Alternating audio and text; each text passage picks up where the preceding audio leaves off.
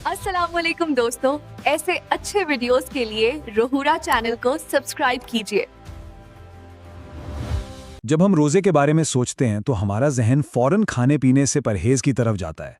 लेकिन क्या हो अगर सबसे मुश्किल रोजा पेट का ना हो बल्कि किसी और चीज का हो? आइए आज एक ऐसे रोजे की बात करते हैं जो सिर्फ रमजान में नहीं बल्कि जिंदगी भर चलता है। तो सबसे मुश्किल रोज़ा आखिर है कौन सा? लंबी गर्मियों के दिन या फिर प्यास की शदीद हालत? ये सब यकीनन मुश्किल हैं, लेकिन असल जवाब शायद वो नहीं जो हम सोच रहे हैं। नहीं, असल चैलेंज घंटों भूखा रहना या अपनी पसंदीदा चीजों को छोड़ना नहीं है। ये मुश्किल जरूर है, लेकिन इससे भी बड़ी एक आजमाइश है, और वो है जुबान का रोजा।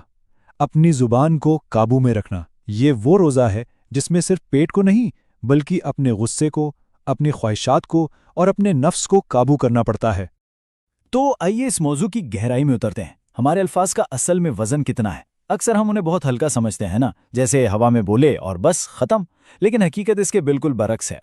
सोचें जरा, सिर्फ एक गलत लफ्ज बरसों से बने बनाए रिश्ते और घर को तबाह कर सकता है, और एक बेरहमाना जुमला किसी ऐसे दिल को तोड़ सकता है जिसे बनने में शायद सालों लगे हों। उनकी ताकत को कभी भी कम नहीं समझना चाहिए।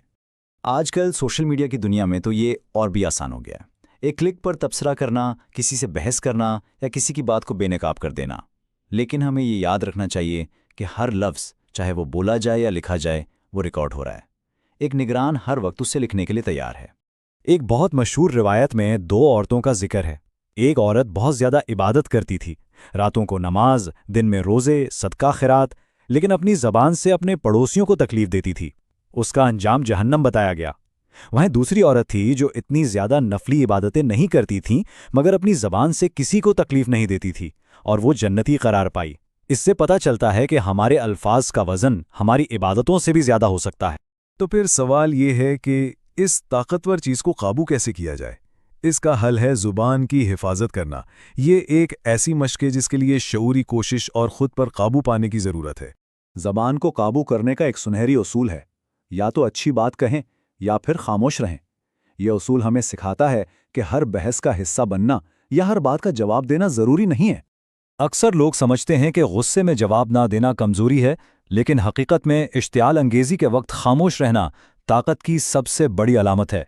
जब कोई आपको गुस्सा दिलाए और आप जवाब ना दें तो आप ये साबित करते हैं कि आप अपने जज्बात के ग़ुलाम नहीं बल्कि उनके मालिक हैं। अच्छा, ज़ुबान के गुनाहों में से एक बहुत बड़ा गुनाह है गीबत। अब ये गीबत है क्या? इसकी तारीफ बहुत सादा है। किसी के पीठ पीछे उसके बारे में ऐसी बात करना जो अगर उसके सामने की जाए तो उसे बुरी लगे। और ये बात अहम है कि चाहे वो बात सच ही क्यों ना हो, अगर वो झूठी हो तो वो बहतान बन जाती है। गीबत कितनी संगीन है, इसका अंदाज़ा कुरान पाक की इस इंतहाई ताकतवर मिसाल से लगाया जा सकता है। ये तस्वीर इतनी हौलनाक है कि इससे गीबत की कबाहत और उससे पैदा होने वाली नफरत का अंदाज़ा हो जाता है। ये हमें याद दिलाता है कि ये कोई छोटा मोटा गुनाह नहीं है। चलिए अब कुछ अमली तरीकों की बात करते हैं जिनसे हम रोज़मर्रा की ज़िंदगी में अपनी ज़बान की हिफाजत कर सकते हैं। बोलने से पहले बस ये 3 सवाल खुद से पूछ लेने हैं। पहला, क्या ये बात सच है? ये हमें झूठ से बचाता है। दूसरा, क्या ये कहना ज़रूरी है? ये हमें फजूल बातों से बचाता है। और तीसरा, क्या ये मेहरबानी से कहा गया है? ये हमें दूसरों को तकलीफ पहुंचाने से बचाता है। अगर एक का भी जवाब नहीं में है तो खामोशी ही बेहतर है। ये बहुत अहम नुक्ता है। जब कोई महफिल गीबत या फजूल बातों की तरफ जाने लगे तो उसमें खामोशी से बैठे रहने के बजाय मौजू बदल देना एक बहुत बड़ी ताकत है। ये अमल ना सिर्फ इंसान को गुनाह से बचाता है बल्कि दूसरों के लिए भी एक अच्छी मिसाल कायम करता है। और अगर कभी गलती हो जाए तो याद रखें कि यही अल्फाज ज़ख्म भर भी सकते हैं। तकब्बुर को छोड़कर एक सच्ची माफ़ी टूटे हुए दिलों को जोड़ सकती है, और दूसरों को माफ़ कर देना अपने दिल से एक बोझ उतारने जैसा है जिसका इनाम अल्लाह के यहाँ बहुत बड़ा है। और आखिर में सबसे अहम बात, हमारी इस गुफ्तगू का, हमारे अल्फाज का हतमी नतीजा क्या है? इस दुनिया से जाने के बाद ये हमारे आखिरी नामा अमाल पर कैसे असरअंदाज होंगे? एक बार नबी अकरम सल्लल्लाहु अलैहि वसल्लम ने अपने सहाबा से ये सवाल पूछा। ये सवाल हमें रूहानी मुफलिसी के तसव्वुर की तरफ ले जाता है जो दुनियावी गुर्बत से कहीं ज़्यादा ख़तरनाक है। ज़रा तसव्वुर करें, एक शख्स क़यामत के दिन आता है और उसके पास नमाज, रोज़े और सदक़े के पहाड़ हैं।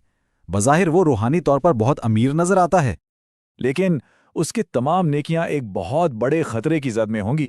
کیوں؟ کیونکہ دنیا میں اس نے اپنی زبان کا غلط استعمال کیا تھا، کسی کو گالی دی، کسی پر بہتان لگایا، کسی کا دل دکھایا، تو اس کی ساری نیکیاں ان لوگوں میں بانٹتی جائیں گی جن کے ساتھ اس نے زیادتی کی تھی، اور جب نیکیاں ختم ہو جائیں گی تو ان مظلوموں کے گناہ اس پر ڈال دیے جائیں گے، اور وہ شخص حقیقی معنوں میں مفلس یعنی بینکرپٹ ہو جائے گا۔